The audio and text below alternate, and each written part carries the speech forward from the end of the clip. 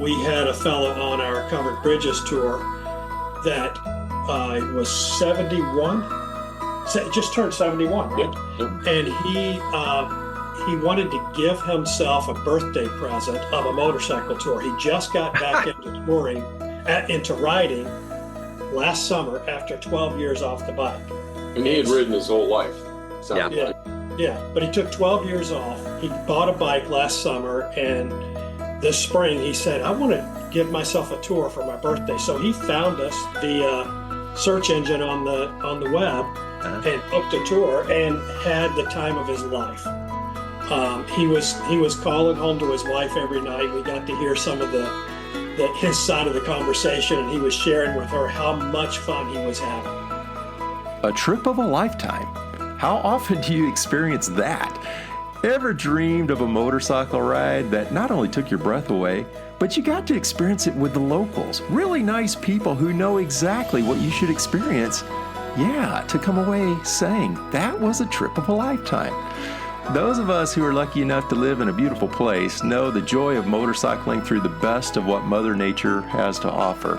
We talk about it a lot on this podcast, my own personal experiences here primarily in Colorado and Wyoming and then western United States.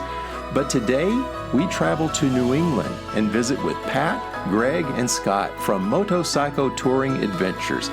I'm so excited for you to hear our conversation. Wow, I have an addition to my own personal bucket list. I want to ride with these guys and see exactly what they described to me. You may too. Stay tuned. Recorded in beautiful Loveland, Colorado. Welcome to Peace, Love, Moto, the podcast for motorcyclists seeking that peaceful, easy feeling as we cruise through this life together. Are you ready? Let's go.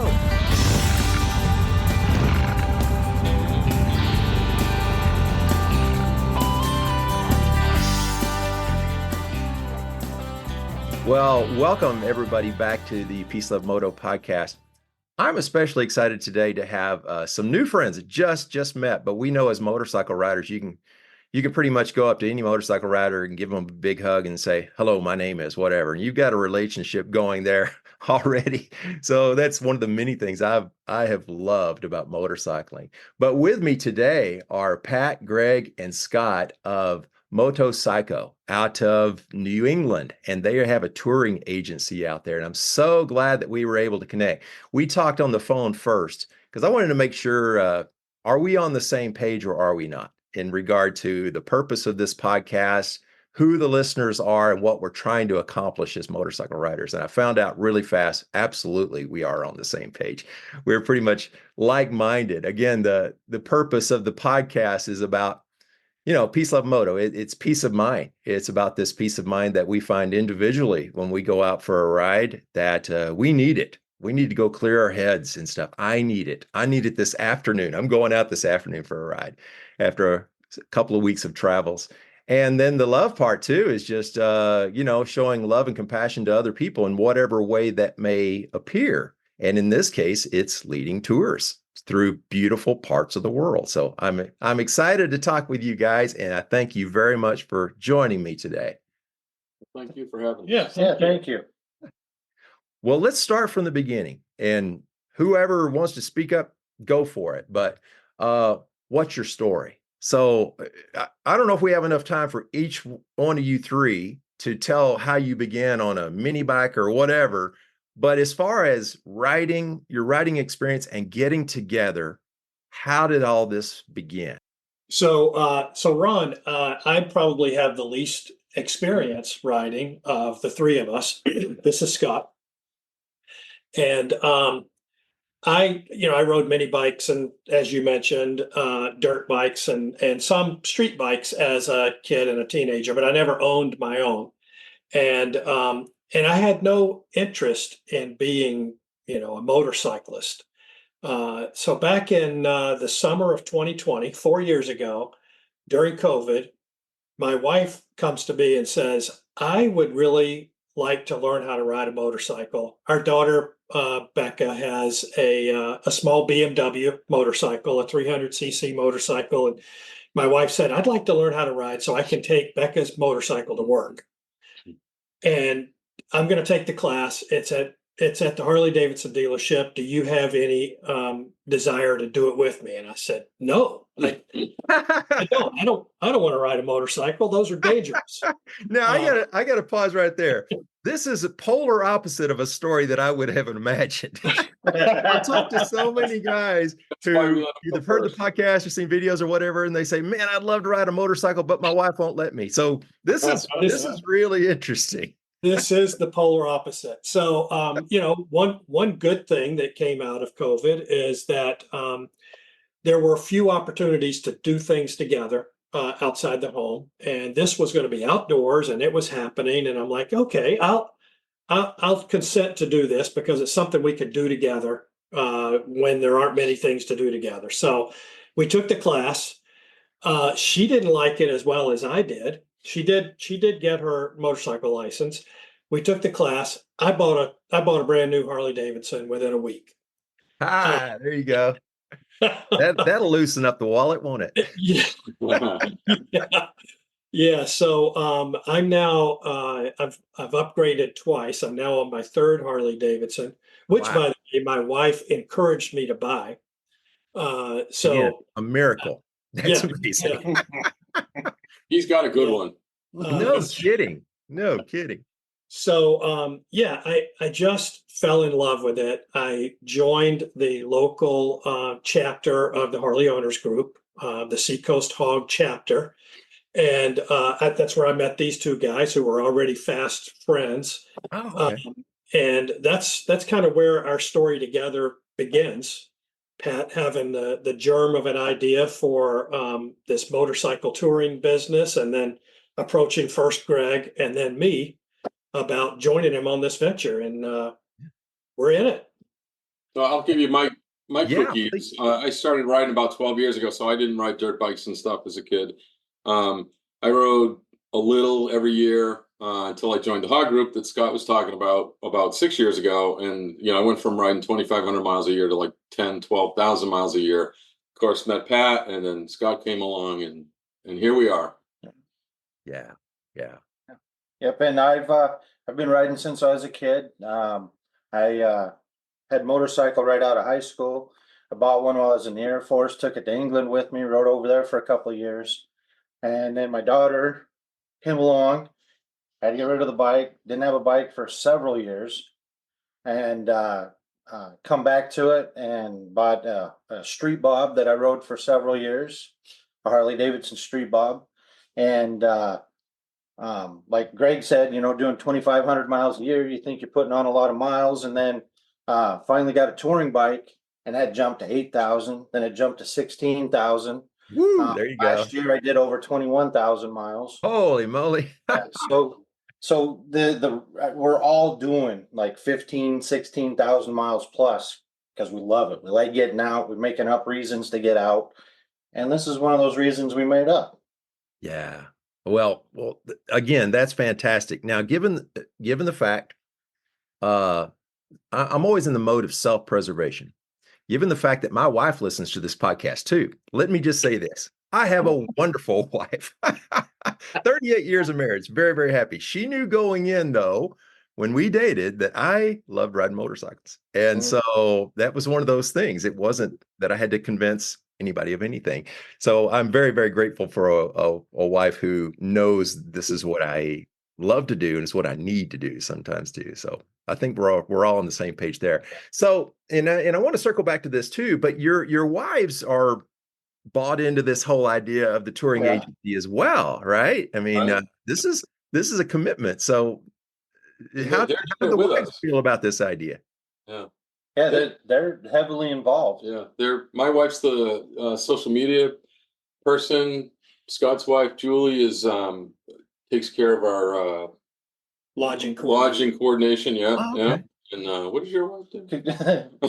Well, she's been talking to her on. She takes care of the marketing stuff. Yeah. Well, that's a marriage made in heaven. Yes. We're all very lucky. When you can gel with something that you love to do and do it together, and even from a business perspective, that's great. Well, let's talk about the business then. I want the world to hear what kind of opportunities that you have out there. So I have never ridden in the eastern part of the United States at all. Never have. I've ridden in all the western states and including western Canada and a little bit of Alaska and stuff.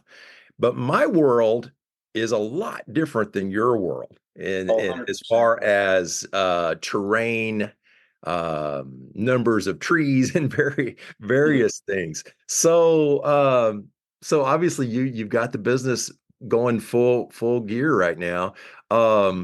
What is it that would attract someone who is a motorcycle rider to an adventure that you have to offer?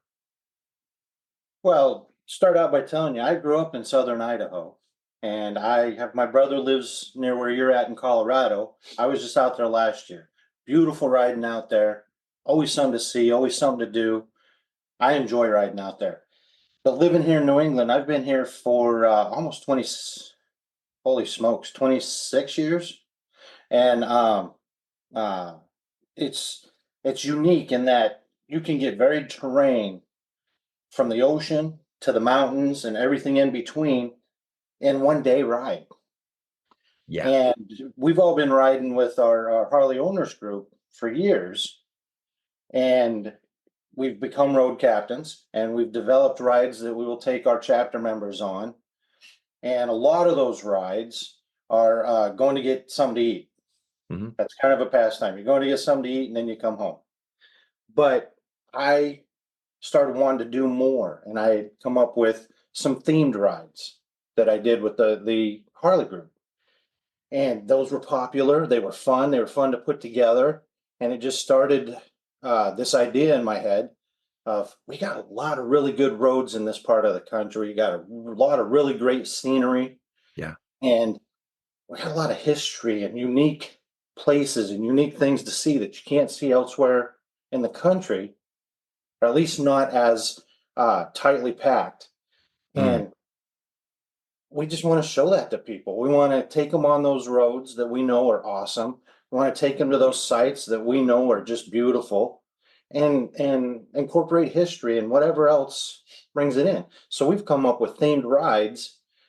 We had a schedule this year where we're doing one ride each month, May through October.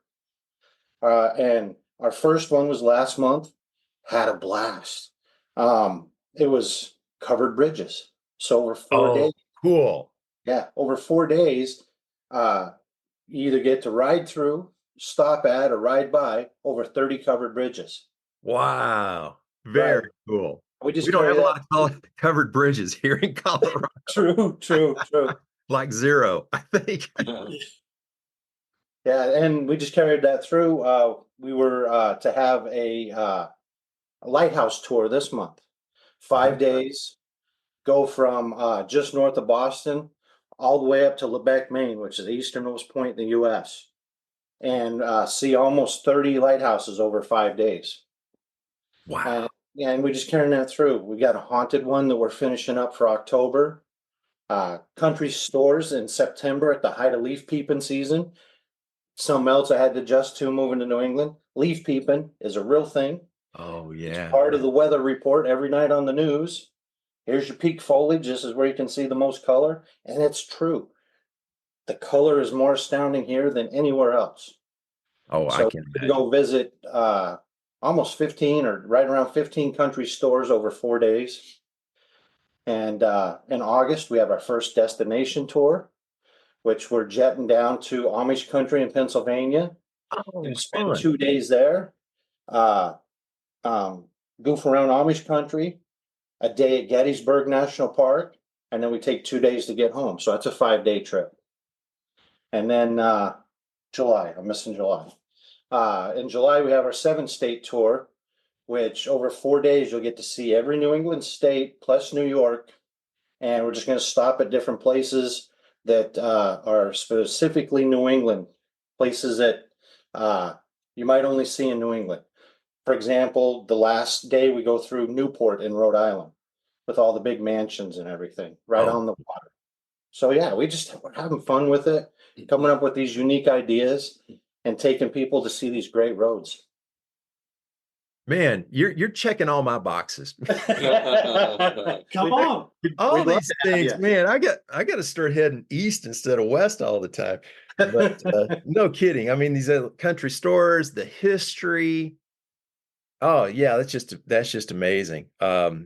In my day job, I work in corporate America, and had a fellow from, or a bunch of people from India come out to visit, and so they landed in Denver, and one of the first questions they ask is, first visit to the United States, how far is it to the ocean? And I said, it's about 2,000 miles this way, or it's about 2,000 miles that way. And for those who can't see me, I'm pointing in opposite directions. So to be able to hit on the ocean, that's just really cool, from the oceans to the mountains in a single tour, and all that. And the Amish country too. Have been up there a couple of times, and just amazing, just amazing.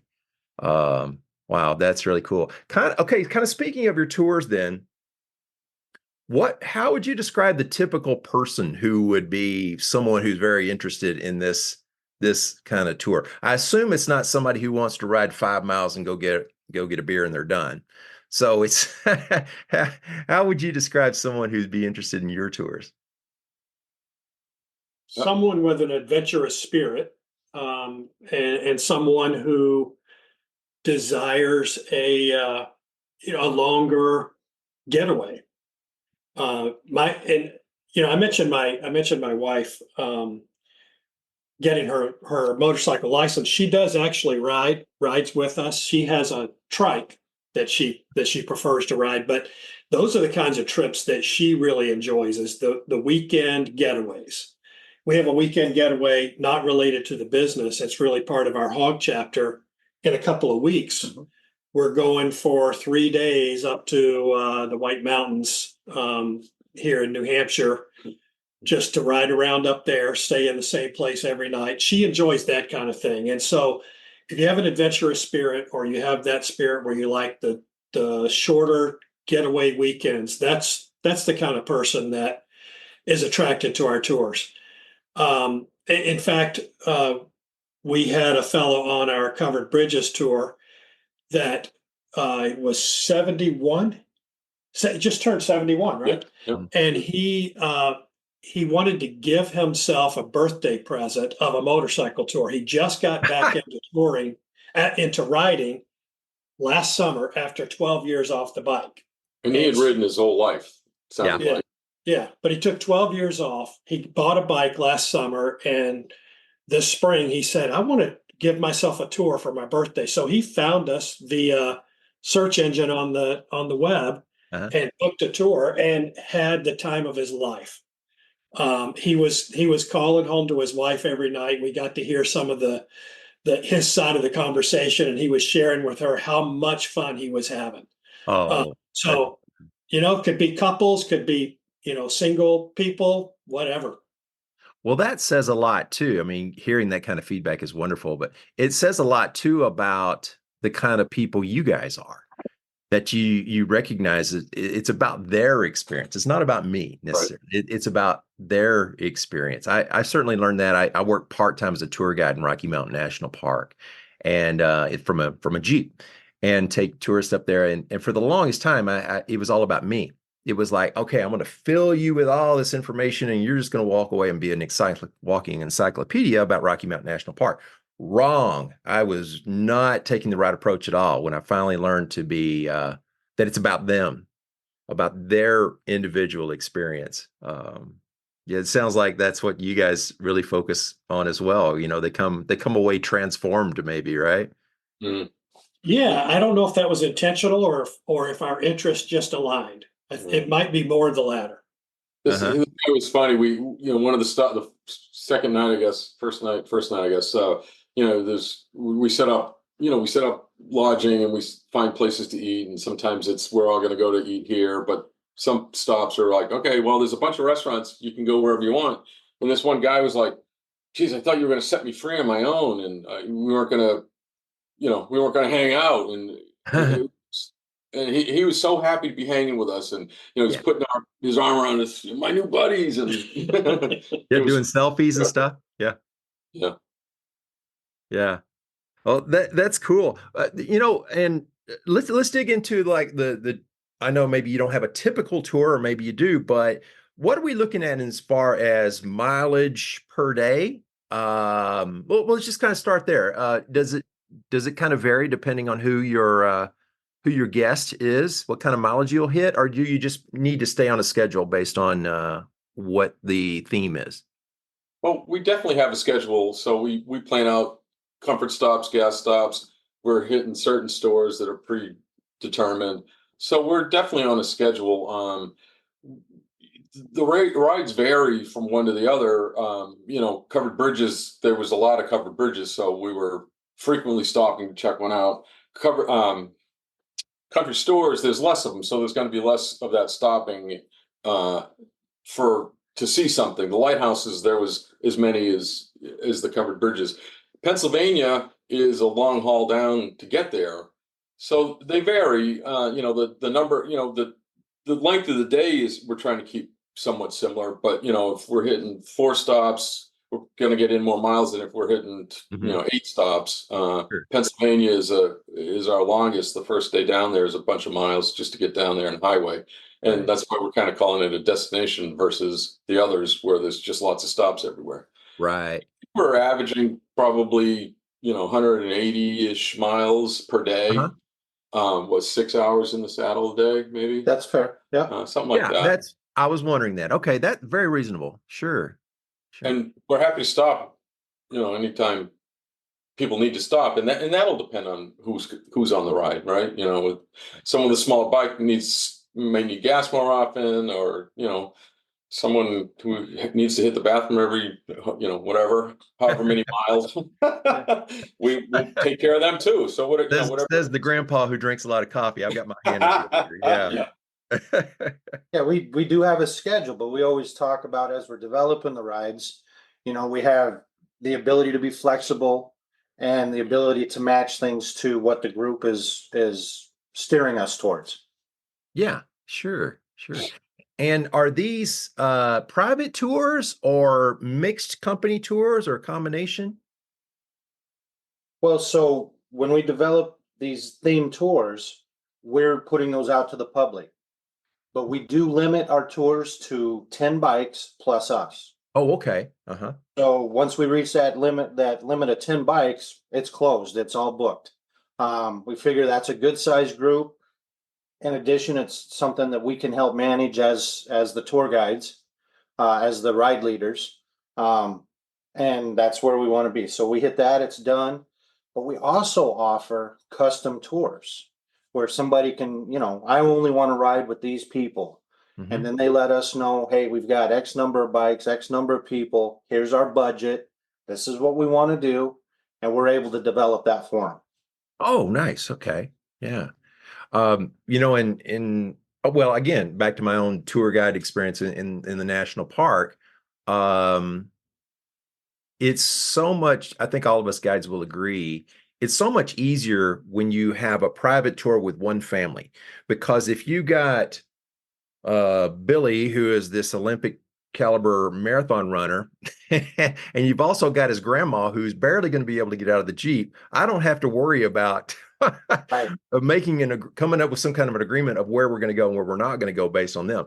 But in mixed groups, that's a problem. I really have seen it where some people are not happy because we can't go where they want to go because we have somebody in the group who's unable to do that. So I know that's a challenge. Have you experienced that yet, where you got somebody really experienced rider and maybe their interest is, man, I'm going to be hitting those curves, like a tail of the dragon type of thing, and I'm going to be hitting the apex and I'm going to be accelerating and braking hard and all that. Then you've got a beginner rider in the middle of all this stuff who hopes they just don't fall down at a stop sign. Do you have that challenge, or have you had that challenge yet? Well, having only one official tour under our belt so far, we have not experienced that challenge where there were disparate riding preferences. Yeah. But we did on this one tour. I had been leading the tour all morning, and we stopped at a gas station, and the rider came up to me and said, "Hey, you need some coffee." Like, I need coffee. He goes, he goes, I want to go around these curves faster. Okay. And I'm like, well, I thought you were falling back, so I slowed down. But he goes, no, no, no. You ride as fast as you want. Don't worry about me. And the pace of the tour changed for the rest of that day. I see. Yeah. Yeah. But I can see where you have someone who wants to go faster and someone who doesn't want to go faster. And so we, in those cases, will stick to our generally somewhere between 5 and 10 miles per hour over the speed limit, Sure. just for safety.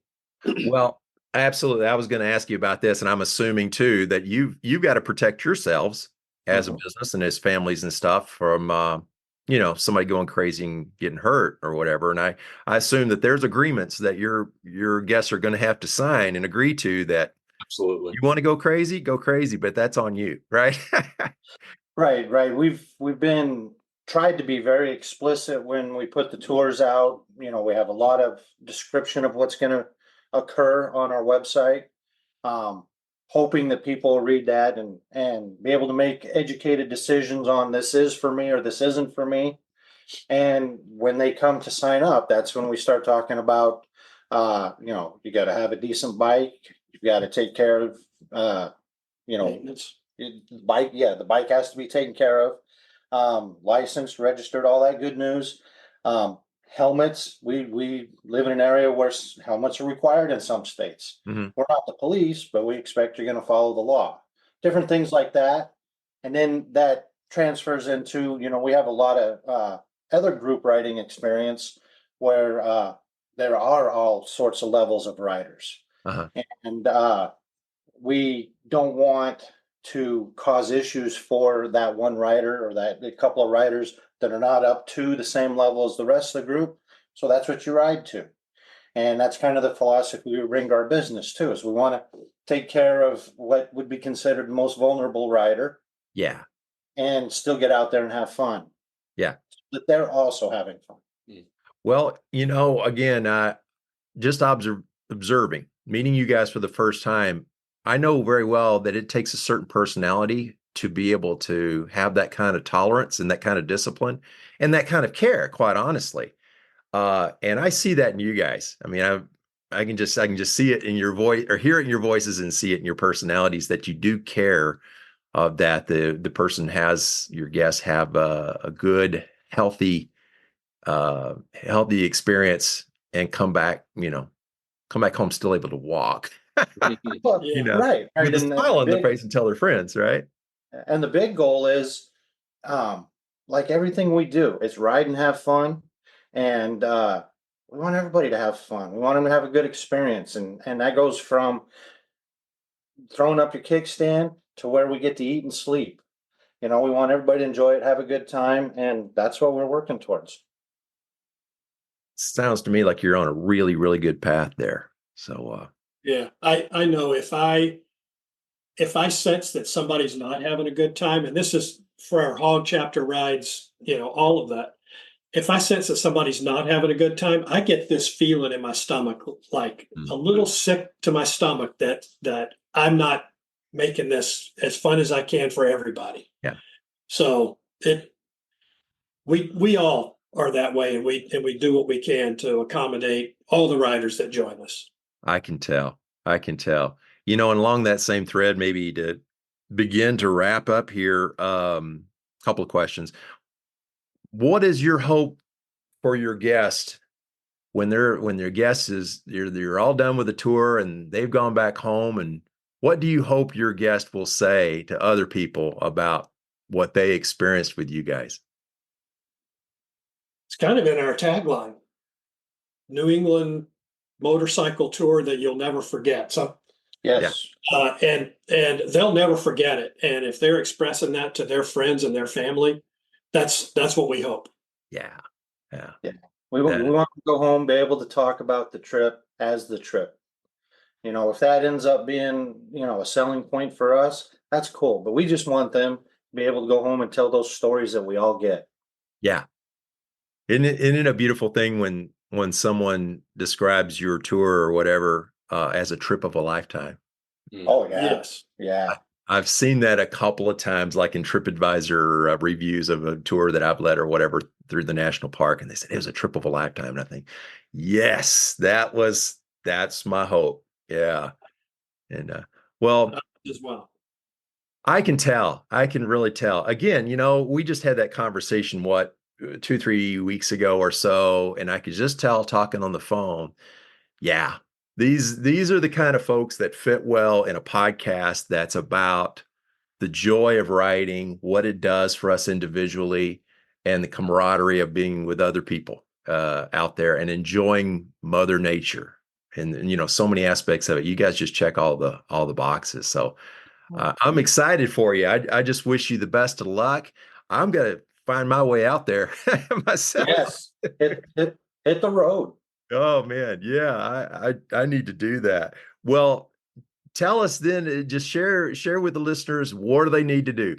What do you suggest that they do to get connected with you guys and get on the list for a tour?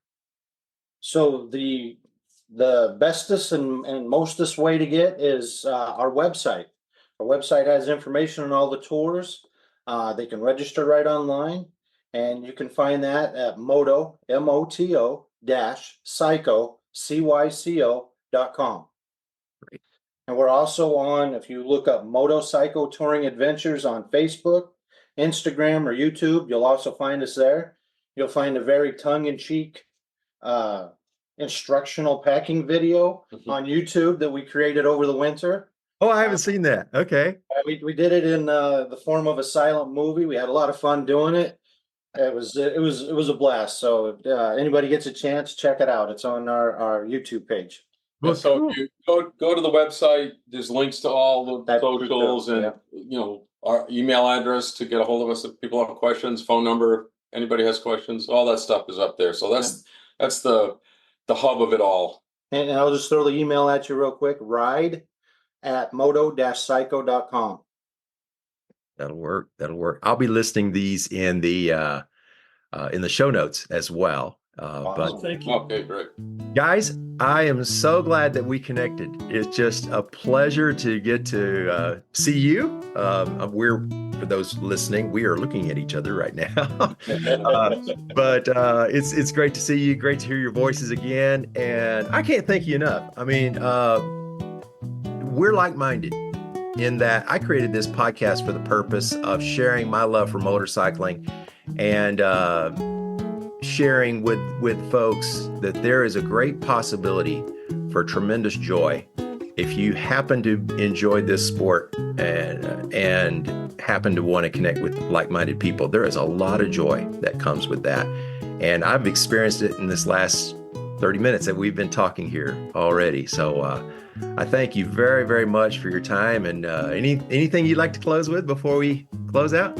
Well, thank you, Ron. Yeah, we greatly appreciate the opportunity to speak with you. And we really appreciate what you're doing as well. It's a pleasure. It's a pleasure. Well, thanks a lot, guys. All right, Thank you so much. I'm just reminded over and over again that motorcycling is just fun. It just really is. That's why we do it. It makes us happy. And getting the opportunity to ride in a beautiful place with like-minded people who know where to take you, where you're just going to have a blast, and you're maybe going to come away with that trip of a lifetime. Well, how can it get any better than that? As always, thank you so much for listening. I wish you peace, and I wish you love.